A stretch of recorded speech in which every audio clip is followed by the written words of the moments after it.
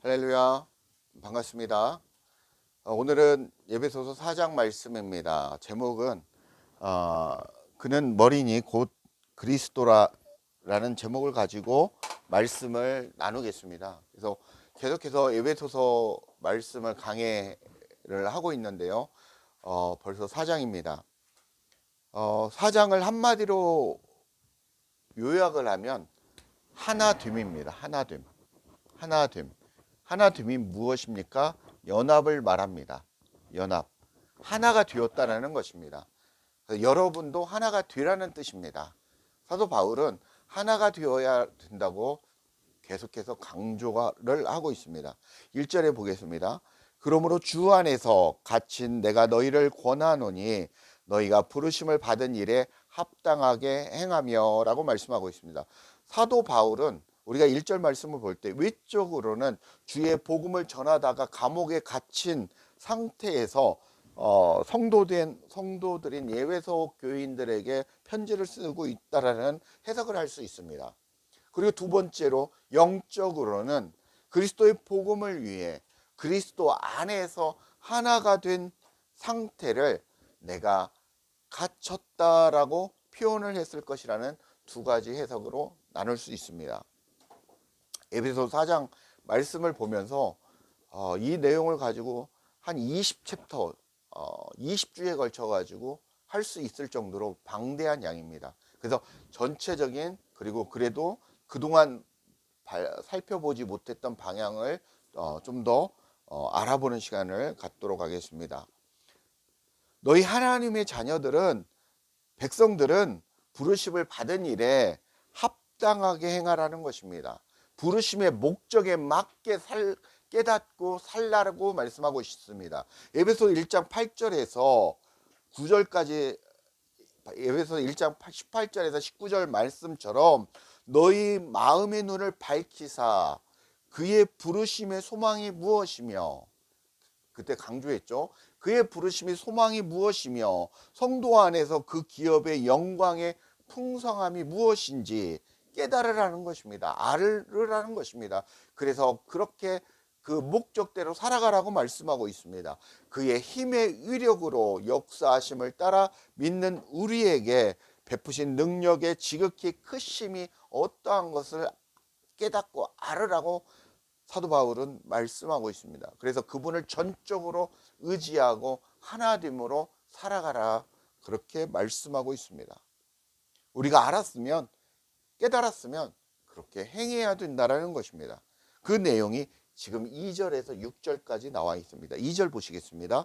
너희들은 어떻게 살아야 되냐면 모든 겸손과 온유로 오래 참음으로 사랑 가운데 서로 용납하면서 살아가라는 내용입니다. 그리스도의 겸손과 온유로 성부 하나님의 오래 참음처럼 하나님의 사랑하심으로 서로 용납하라는 것입니다.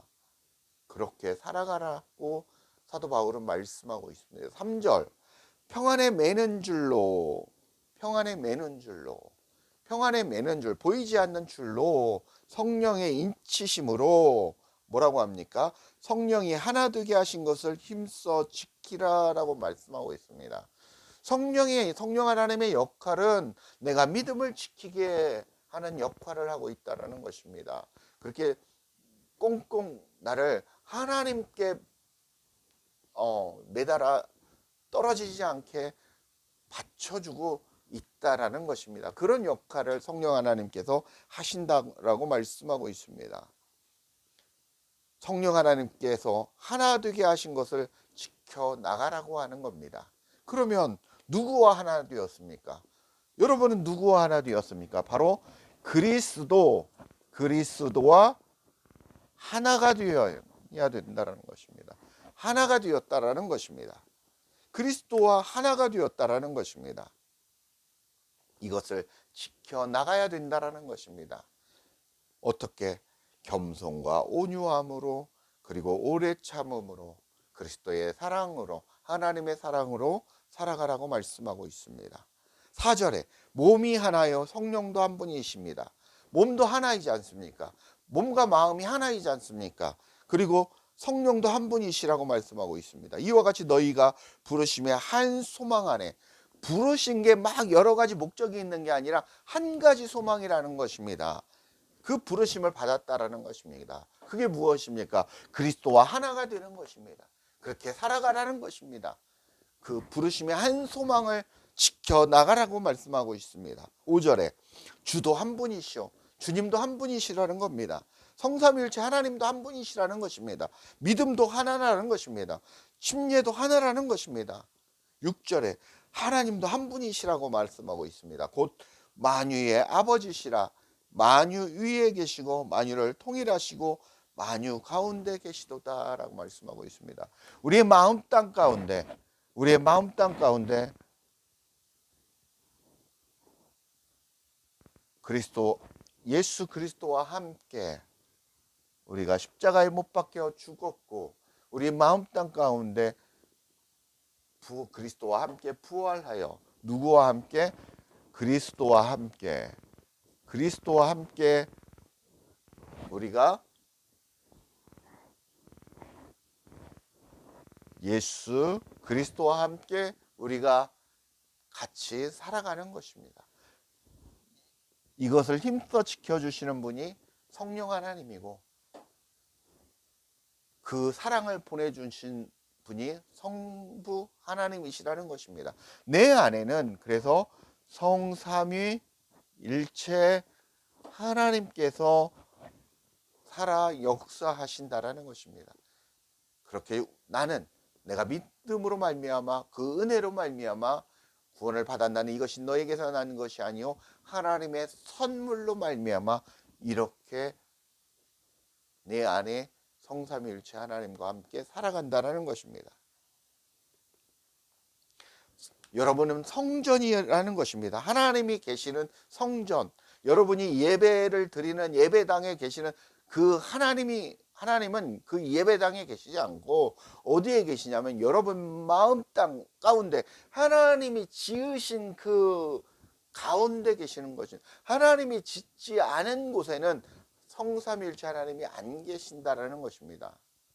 여러분 안에 계신다라는 것이죠. 그분과 하나 되었다라는 것입니다. 어디에서? 내 안에서, 내 속에서, 내 마음 땅에서 그렇게 되었다라는 것입니다. 그 부르심도 하나이고 믿음도 침례도 하나님도 한 분이시라고 말씀하고 있습니다. 그분과 하나 되기 위해 부르심을 받았고, 그분과 교제하고 사랑하기 위해 부르심을 받았다라는 것입니다. 우리가 믿음이라는 존재가 되었고, 또한 침례라는 상태의 존재가 되고, 그리스도와 하나가 되는, 연합되는 그런 상태가 되어서 그렇게 살아간다라는 것입니다. 7절에서 10절은 그래서 그리스도라는 선물을 주셨고 충만하게 하려고 너희들에게 그리스도의 충만함까지 이르라고 말씀을 하고 있습니다. 7절에 한번 보겠습니다. 우리 각 사람에게 그리스도의 선물을 분량대로 은혜를 주셨나니, 그러므로 이르기를 그가 위로 올라가실 때에 사로잡혔던 자들을 사로잡으시고 사람들에게 선물을 주셨다 하였도다. 올라가셨다 하였은즉 땅 아래 낮은 곳으로 내리셨던 것이 아니면 무엇이냐? 내리시던 그가 곧 모든 하늘 위에 오르신 자니 이는 만물을 충만하게 하려 하십니다 라고 말씀하고 있습니다. 하나님께서 위에서 오신 자, 하늘에서 오신 자가 바로 예수 그리스도십니다. 그 예수 그리스도께서 십자가에 못 박혀 돌아가시고 하늘로 올라가셨다라는 것이죠. 그 올라가신 자가 누구로? 성령 하나님으로 진리로 다시 오셨다라는 것입니다. 어디 안으로? 여러분 안에 그렇게 오셨다라고 말씀하시고 있습니다. 하나님이신 그리스도께서 이 땅에 오셔서 하나님의 사역을 이루시고 돌아가신 것을 말씀하고 있습니다. 각 사람의 믿음의 분량대로 하늘과 땅의 상태가 하나 되어지는 모습이 다 다르다고 말씀하고 있습니다. 이 마음 땅이, 여기 한번 보십시오. 이게 여러분의 마음 땅인데 이 마음 땅이 어떻게 갈라졌냐면 하늘과 땅으로 갈라졌고 남자와 여자로 갈라졌다라는 겁니다. 지성소와 성소로, 지성소죠. 지성소와 성소로 나뉘어졌는데 예수 그리스도께서 단번에 이 휘장을 찢어주심으로 말미암아, 찢음으로 말미암아 우리가 하나 되었다라는 것입니다. 이 마음 땅이 이제는 하나가 되어서 새로운 질서로 살아간다라는 것입니다. 이 마음 땅을 다스리시는 분은 성삼위일체 하나님이시라는 것입니다. 내 안에 누가 있다? 성삼위일체 하나님께서 계신다라고 말씀드릴 수 있습니다. 이 모든 것이 하나를 위함이라는 것입니다. 12절에 보면 그것은 왜 하나가 되게 했냐면 이것은 여러분들을, 성도를 온전케 하고 그리고 봉사의 일을 하게 하여 무엇을 하기 위함입니까? 그리스도의 몸을 세우려 함이다라는 것입니다. 내 안에 그리스도가 몸을 세우려 함이라는 것입니다. 그러면 그리스도의 몸을 세우려 한다라는 것은, 그리스도의 몸을 세우려 한다라는 것은 이 안에 있는 잡다한 것들을 다 없애야 된다는 겁니다. 잡다한 것들을 다 죽여나가야 된다는 것입니다. 나라는 존재의 속성조차도 죽여야 된다는 것입니다. 그래서 사도 바울은 나는 날마다 죽노라라고 고백을 하고 있습니다. 내 마음에서 두 마음이 싸운다 고백을 하고 있습니다.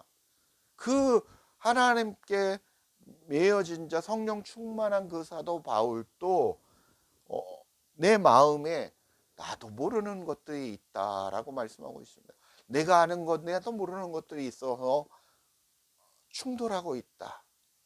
그래서 나는 날마다 죽는다라고 말씀하고 있습니다. 여러분도 사도 바울과 같이 날마다 죽어야 된다라는 것입니다. 육신으로 죽으라는 게 아닙니다. 여러분의 마음 속에 있는 불필요한 것들, 여러분의 하나님의 성전을 더럽게 하고 있는 것들을 청소하라는 것입니다.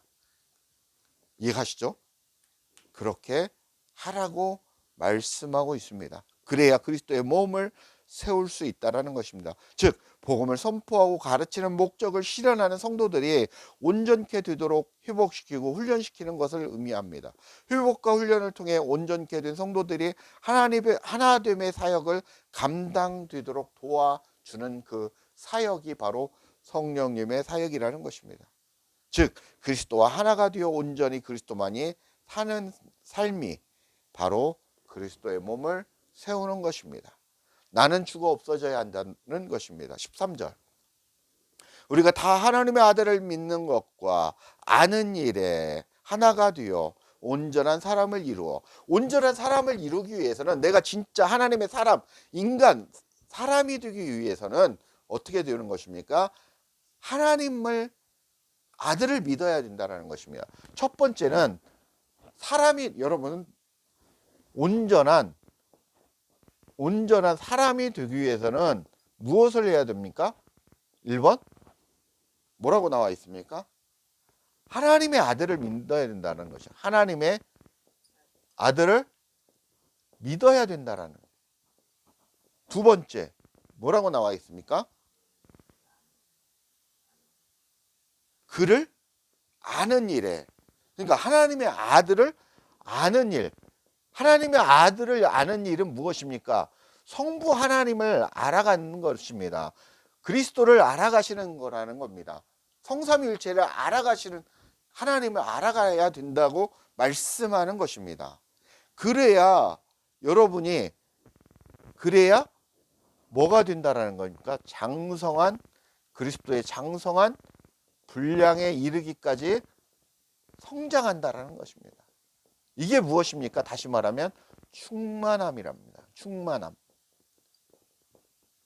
충만해야 된다라는 거죠. 근데 여러분들이 하나님의 말씀, 하나님을 알아가는데, 그리스도를 아는데 소홀하게 살아간다면 여러분은 아니라는 거죠. 말씀을 많이 보라는 게 아닙니다. 한글로 맨날 100번 1000번 알아서 하나님의 진리를 제대로 알 수 있다면 좋겠지만 대부분 그렇지 않습니다. 그래서 성령 하나님께서 조명해 주시고, 그리고 원어적으로 연구하고, 베리아 사람들처럼 말씀이 그런 거 하고 매일 연구하고 고민해야 된다는 것입니다. 여러분들이 설교를 들었으면 그 설교 말씀에 맞는지, 한글 말씀뿐만이 아니라 여러 성경을 비교하고 또 원어적으로 이것을 연구해서 하나님의 뜻이 어떤 건지 알아가셔야 된다는 것입니다. 한 가지라도 제대로 알아가셔야 된다는 것입니다.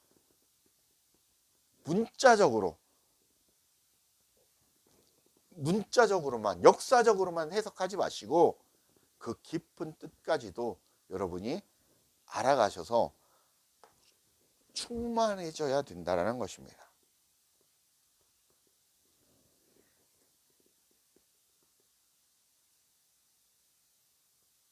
13절 했죠. 14절. 이는 이렇게 충만하게 되는 것은 우리가 이제부터 이렇게 그리스도와 함께 성장해 가고 있고 각자의 믿음의 분량대로 아는 만큼 달라지는 거죠. 다 다르죠. 우리가 다 모든 사람이 키도 다르고 몸도 다르고 몸무게도 다르듯이 우리의 모든 믿음의 상태도 다 다르다는 것입니다. 우리가 얼마나 믿음의 성장해 가고 있느냐, 커가고 있느냐, 그 얘기인데, 그렇게 커가는 것은, 그리고 충만해져 가는 것은 이제부터 여러분이 어린아이가 되지 아니한다라는 것입니다. 어린아이는 무엇입니까?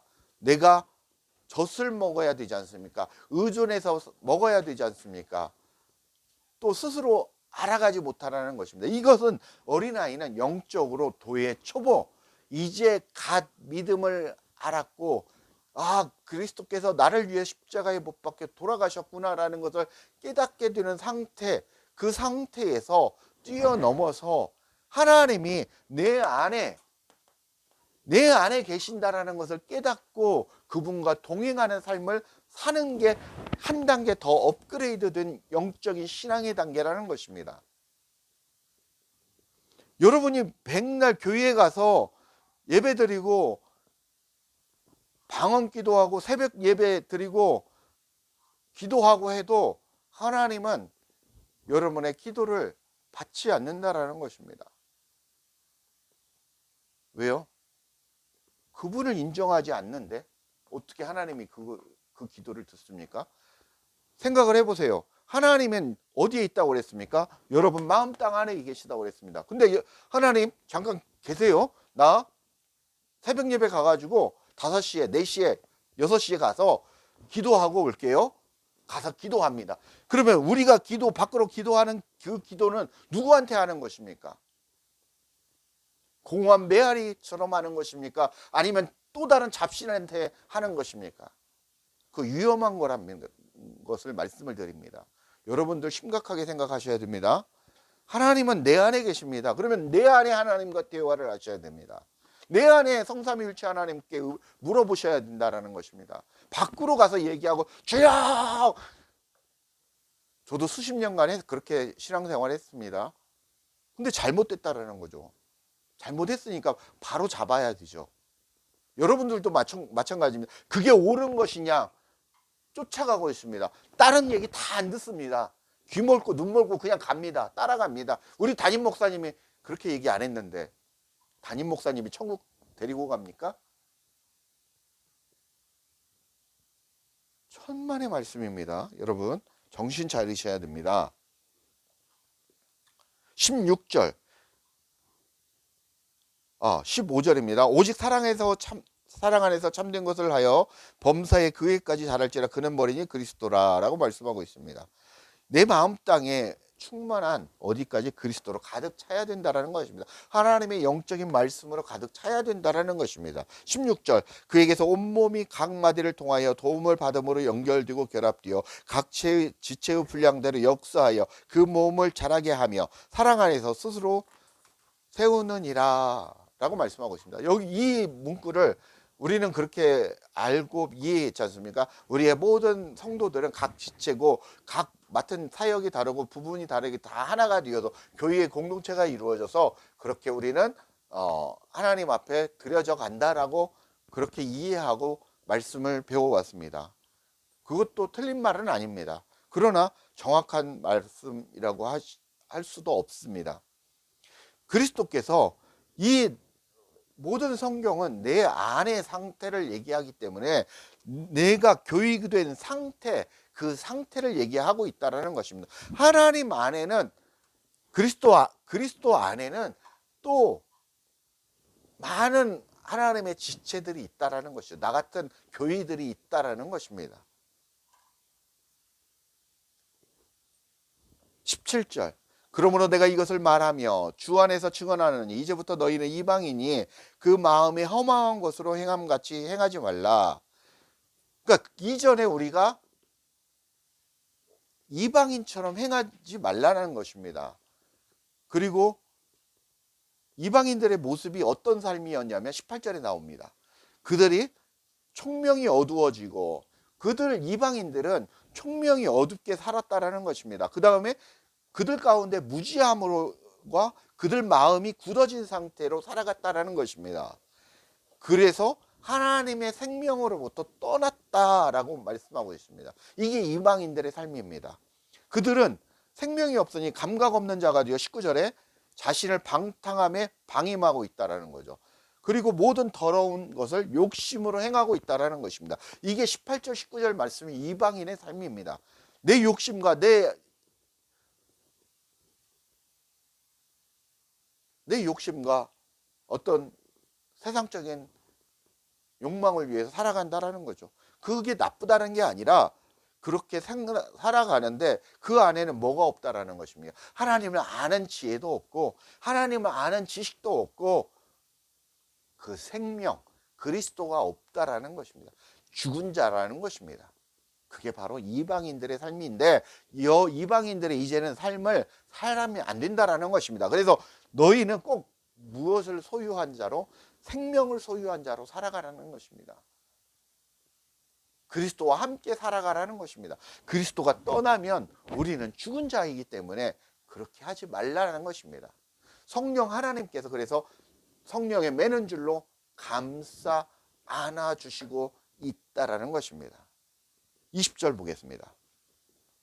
오직 너희는 그리스도를 그같이 배우지 아니하였느니라. 이제 너희들이 그리스도를 생명으로 믿었고 소유했고 함께 살아가니 너희들은 이제 그렇지 않다라는 거죠. 진리가 예수 안에 있는 것 같이 21절 진리가 예수 안에 있는 것 같이 너희가 참으로 그에게서 듣고 또한 그 안에서 가르침을 받았을진데 너희들이 그렇게 듣고 배워서 간직했기 때문에 이방인들의 삶과 같이 않고 다르다라는 것입니다. 그래서 22절에 보면 너희는 유혹의 욕심을 따라 썩어져가는 옛사람을 벗어버리라는 것입니다. 너희 안에 있는 옛사람의 모습을 이제는 없애라는 것입니다. 던져버리라는 것입니다. 버리라는 것입니다. 그리고 24절에 23절 오직 너희 심령이 새롭게 되어 마음이 새롭게 되어야 된다는 이 마음 땅이 새롭게 되어야 된다는 것입니다. 그래서 24절 하나님을 따라 이 안에는 의와 거룩함과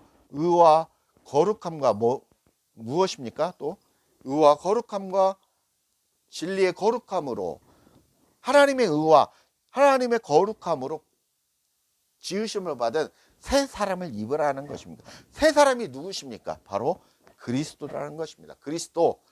그리스도를 옷 입으라는 것입니다. 빛의 옷, 의의 옷, 그리스도로 옷을 입으라는 것입니다.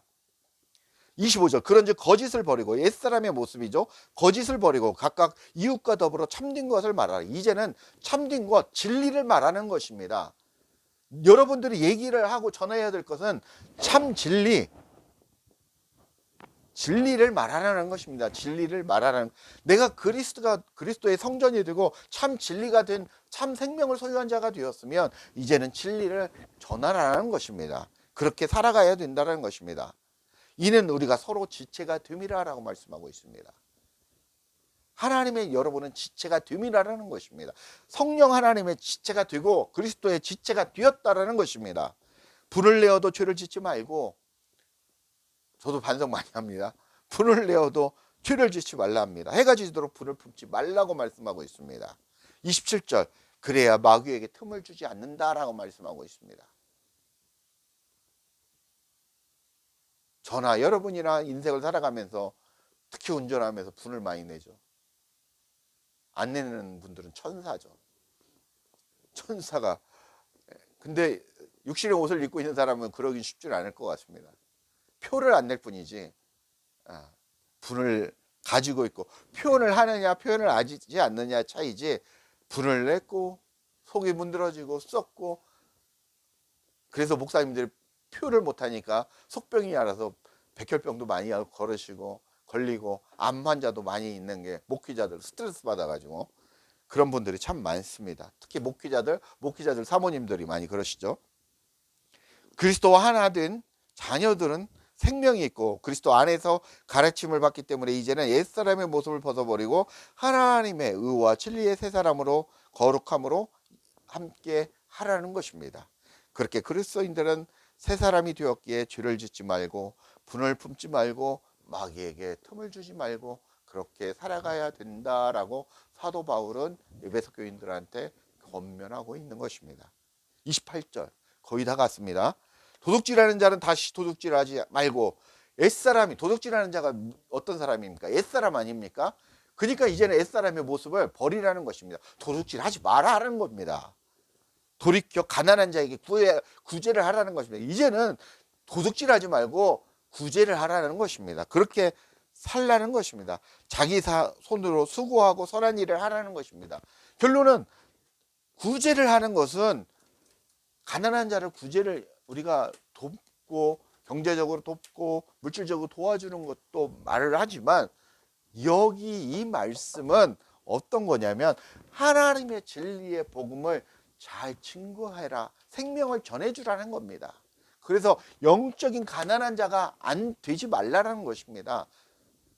영적인 충만한 자, 생명이 있는 자가 되게끔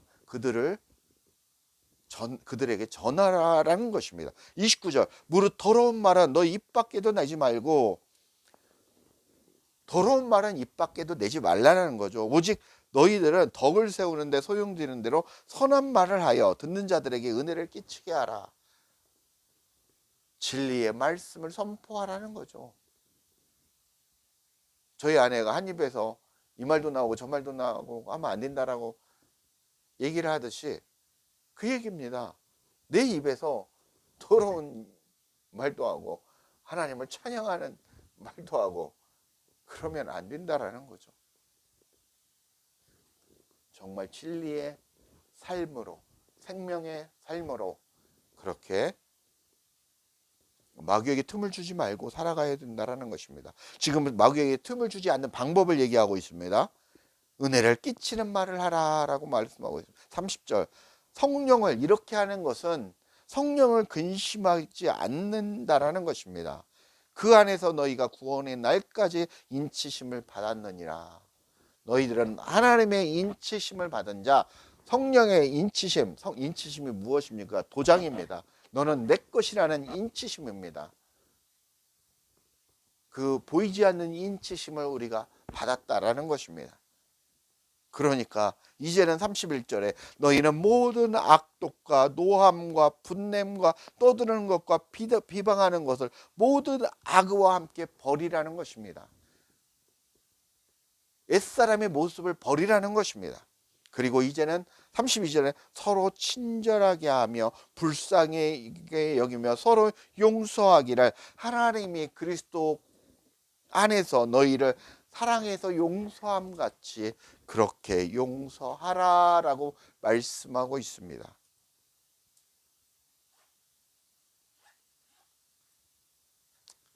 결론은 하나님께서 우리를 사랑하신 그 사랑을 실천하며 살아가라는 것입니다. 그렇게 주의 복음을 위해 새 사람으로 살아가라는 것입니다. 그리스도로 옷 입은 상태, 에베소서 6장에서는 하나님의 전신갑주를 입은 상태로 그렇게 살아가야 된다라고 말씀하고 있습니다. 에베소서 4장을 한마디로 말씀드리면 연합입니다. 하나됨입니다. 누구와 함께? 그리스도와 함께 그렇게 살아가야 된다라는 것입니다. 하나님의 주신 그 사랑으로 그렇게 살아가야 되는데 옛사람의 모습을 벗어버리고 새 사람을 입고 살아가라는 것입니다.